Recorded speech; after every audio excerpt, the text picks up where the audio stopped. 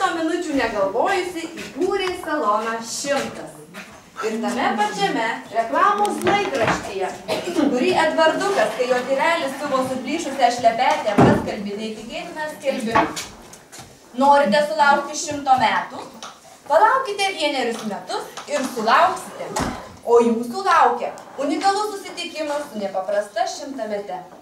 Kiekvienas atėjęs į šį susitikimą gyvens lygiai 100 metų. Stulbinantis 100-metės seansas lygiai po metų Vingio parke. Bilietai platinami 100-mečių agentūroje 100 Vilniuje Šaltinių gatvėje. Ir ką jūs manote? Rezultatas buvo neregėtai sėkmingas. Per kelis mėnesius močiutė Milė išplatino 30 000 bilietų po 10 litų ir 15 000 po 50 litų. Matote, kiek daug Lietuvos žmonių užsimanė 100 metų gyventi? Po 10 litų sumokėjo ir Milės kaimynės Julė ir Ona.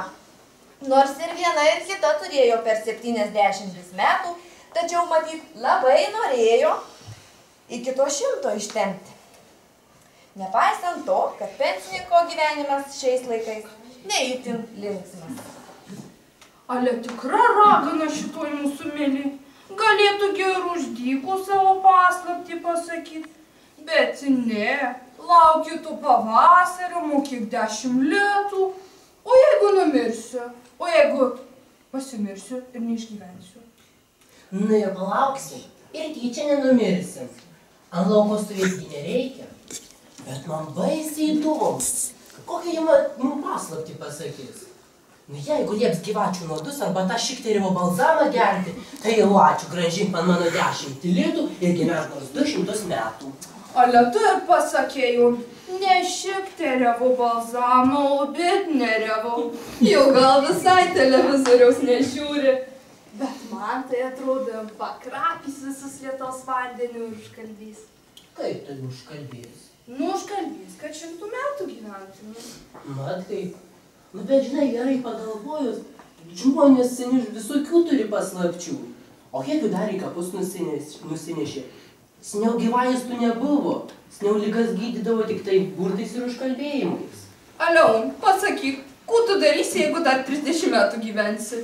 Ne 30, o 28. 30? Tugi už mane 2 metais jaunesnė. Pablūda, Julė, ne jaunesnė, o vyresnė. Na va, o aš visų laikų galvoju, kad jaunesnė. Dėkui, kaimynė, už pagirimą. Aš matai jaunai atrodo, nes mažiau vaikų pagimdžiau. O tai kiek tu pagimdei? 9. O aš 10. Ir dar antrą kartą tiek pagimdyčiau. Kartą, net prajuokina, taugi pelenai jau vyra. Tau pačiai vyra. Eik, tu žinai, kur. Pati yra, man ir čia gerai.